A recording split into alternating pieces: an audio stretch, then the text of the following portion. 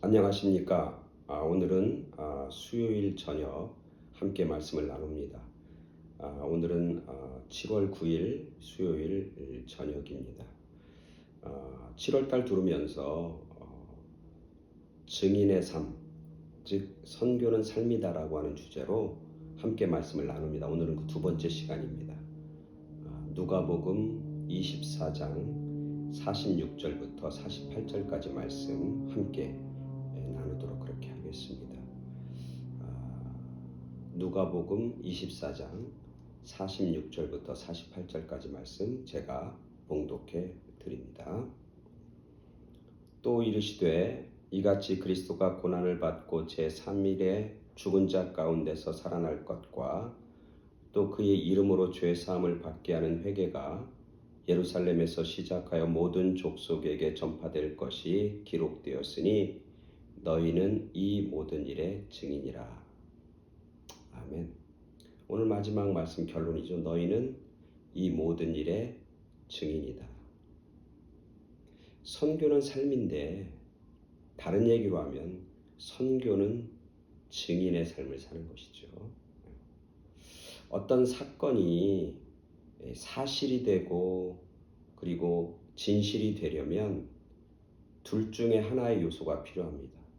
첫 번째는 증거가 필요합니다. 두 번째는 증인이 필요합니다. 증거가 있으면 증인이 필요 없는 거죠. 또 증거가 없더라도 증인이 있으면 그 사건은 사실이 되고 참이 되는 것이지요. 둘 중에 하나만 있으면 됩니다. 하나님도 증인이 필요할까?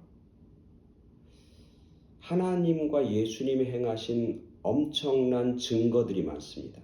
하나님이 행하신 위대한 증거들, 그리고 예수님이 구원자이고 하나님의 아들이라고 하는 증거는 차고 넘칩니다. 그렇잖아요. 우리가 성경 말씀에 보면 얼마나 많은 증거들이 있습니까? 예수님이 물로 포도주로 변화시킨 사건, 죽은 자를 다시 살리신 사건, 보리떡 5개와 물고기 2마리로 5,000명을 먹인 사건, 파도와 바람을 잔잔케 하신 사건들, 수많은 병든 자들을 고친 사건들 뿐만 아니라 예수님이 십자가에서 달려 돌아가시고 3일 만에 부활하신 그 사건들, 엄청나게 많은 증거들이 있잖아요. 예수님이 구원자라고 하는 사실, 예수님이 하나님의 아들이라고 하는 증거들이 너무너무 많습니다. 그래서 하나님은 증인이 필요 없습니다. 예수님도 증인이 필요하지 않습니다. 왜? 증거들이 가득 찼으니까. 굳이 증인이 없어도 예수님이 누구인지, 그리고 예수님이 하신 일에 대해서 분명하게 사실과 진리라고 가리켜주는 사건들이 많기 때문에 그렇습니다.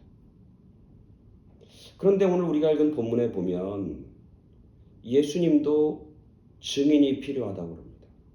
아니, 증거들이 이렇게 많은데 왜 굳이 또 증인까지 필요할까 생각해 봅니다. 왜 그럴까? 저는 이 본문을 묵상하면서 예수님의 사건이 하나의 과거에 행해졌던 사건으로 머물지 않고 그 예수님이 행하셨던 그 사건이 여전히 살아있는 사건, 여전히 유효한 사건이 되기 위해서는 살아있는 증인들이 필요하다.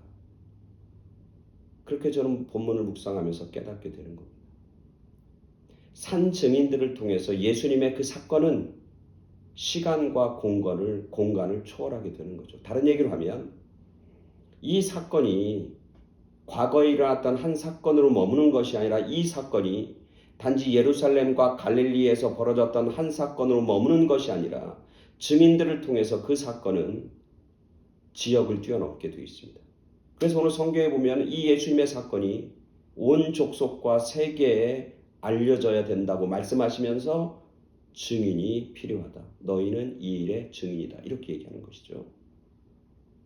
공간뿐만 아니라 시간입니다.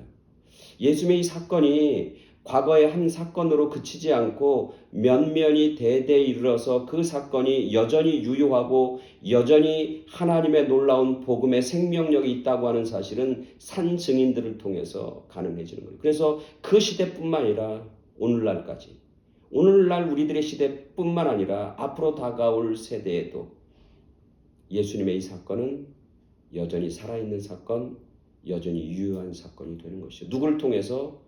증인들을 통해서 가능한 것이죠. 그래서 예수님 오늘 제자들에게 얘기하는 겁니다. 너희는 증인이 되어야 된다고 말씀하고 계시는 것이죠. 오늘 누가복음 24장뿐만 아니라 마태, 마가, 요한복음, 더 나아가서 사도행전까지 예수님이 이 땅에 머무시면서 부활하신 이후에 이제 하늘로 승천하시면서 제자들에게 마지막 당부, 마지막 요구한 것은 딱 하나입니다. 너희는 이 땅에 증인이 되어야 된다고. 그렇게 요구하시고 그렇게 요청하셨습니다. 우리가 잘 아는 것처럼 사도행전 1장 8절에 보면 그렇잖아요. 오직 너희는 그리스도의 증인이 되라. 오직 성령이 너희에게 임하시면 너희가 권능을 받고 예루살렘과 온 유대와 사마리아와 땅끝까지 이르러 내 증인이 되리라 하시니라. 예수님 마지막 승천하시면서 거기 모여있는 제자들과 수많은 사람에게 말씀하시는 거예요. 오직 성령이 너에게 임하게 되면 너희는 권능을 받고, 권능이 뭐냐면 두나미스라는 거예요. 두나미스라는 건 무슨 뜻이냐면 다이나마이트, 다이내믹 이런 것들의 어원이죠. 좀 파워라고 하는 거. 엄청난 파워. 그 엄청난 파워가 너희들 가운데 임하게 될 것이고 그 파워를 가지고 뭐가 돼야 된다? 증인의 삶을 살아야 된다. 그렇게 예수님이 말씀하시고 요청하고 있는 것이죠. 모든 사람들은 다 인정받고 싶어 합니다. 자녀들은 부모에게 인정받고 싶어 합니다. 학생들은 선생님에게 인정받고 칭찬받고 싶어 합니다. 회사 다니는 사람들은 사장님에게 인정받고 칭찬받고 싶습니다. 사업하는 사람들은 그 고객들에게 인정받고 칭찬받고 싶습니다. 오늘 우리들, 하나님의 백성인 우리들, 하나님의 자녀인 우리들, 하나님 아버지에게 인정받고 칭찬받는 일은 뭐가 있을까 생각해 보는 거죠. 우리 모두가 사람들에게 인정받는 것도 중요합니다. 그러나 무엇보다 더 중요한 것은 하나님에게 인정받는 것이 중요하잖아요. 사람들에게 칭찬받는 것도 참 기분 좋습니다. 그러나 그것보다 더 좋은 것은 하나님에게 칭찬받는 거잖아요. 하나님에게 인정받고 칭찬받으면 다른 사람들에게도 인정받고 칭찬받게 돼 있어요. 그게 성경의 원리잖아요. 그게 먼저잖아요. 그러면 아까 얘기했지만 인정받고 칭찬받는 길은 그 사람이 원하는 것, 그 사람이 요구하는 것, 그 사람이 요청하는 것을 잘 들어주는 거예요. 즉 자녀가 부모에게 인정받는 것은 부모가 요구하는 것을 잘 성실하게 그 일을 행할 때 가능한 거죠. 학생이 교사에게 인정받으려면 교사가 원하고 요구한 것을 성실하게 그 일을 성취했을 때 가능한 것이죠. 우리가 하나님 앞에 인정받고 칭찬받는 길은 뭐냐? 증인의 삶을 사는 거예요. 그 증인의 삶을 통해서 예수 그리스도의 복음이 전 세계에 확장되는 거예요. 증인을 통해서 그 예수님의 복음의 생명력이 여전히 살아있는 생명력으로, 여전히 유효한 생명력으로 우리 세대뿐만 아니라 다음 세대까지 이어지길 원하는 거예요. 그것을 그 요구를 우리가 성실하게 이루고 성취할 때 우리는 하나님에게 인정받고 칭찬받는 하나님의 백성들이 되는 것이고 제자들이 되는 거예요. 그래서 이 증인의 삶은 사실은 굉장히 쉽지 않습니다. 어렵습니다. 증인의 삶이 쉽지 않아요. 왜냐하면 때로는 증인은 뭘 바쳐야 되냐면 때로는 생명까지 바쳐야 돼요. 제가 예전에 위트니스라고 하는 영화를 봤어요. 증인. 어느 조만한 그 여학생이 화장실에 들어갔다가 우연히 아주 무지무지한 깽단이 사람을 살해하는 장면을 목격하게 됩니다. 그리고 그거의 증인으로 나서게 됩니다. 그 깽단은 그 증인을 없애려고, 왜냐하면 그 증인만 없으면 그 사건은 무효가 되니까 아무 증거도 없는데 오직 유일하게 증인만 있는 거예요. 그 증인만 없으면 그 사건은 덮어지니까. 근데 이 소녀가 끝까지 증인하겠다고 그럽니다. 목숨을 걸고 증인자로 나섭니다. 그래서 미국의 법률이나 미국의 그 정부에서는 그 증인을 보호하는 프로그램을 갖잖아요. 왜? 생명의 위협이 있으니까. 때로는 증인한다는 것은 생명의 위협을 느끼는 거예요. 생명을 바칠 수도 있어야 되는 거예요. 그래서 미 정부에서는 그 증인을 보호합니다. 그런 사람들로부터 증인을 지키는 거죠. 그리고 그 증인이 증거할 수 있도록 기회를 주는 거죠. 오늘 우리들이 증인의 삶을 산다는 건 결코 만만치 않습니다. 내가 하나님의 자녀라고 하는 것, 내가 예수님의 사람이라고 하는 것, 그리고 그 예수님이 나에게 생명이 된다고 하는 것, 그리고 나에게 생명이 되셨듯이 여러분들에게도 생명이 되고 복음의 능력, 예수 그리스도가 하나님의 아들이고 그분이 우리의 구원자가 되시고 그분을 통해서 우리가 구원받는다고 하는 사실을 증거하고 전하는 것은 때로는 위험합니다. 때로는 모험을 감내해야 됩니다. 때로는 나 자신을 희생하고 바쳐야 되는 것이죠.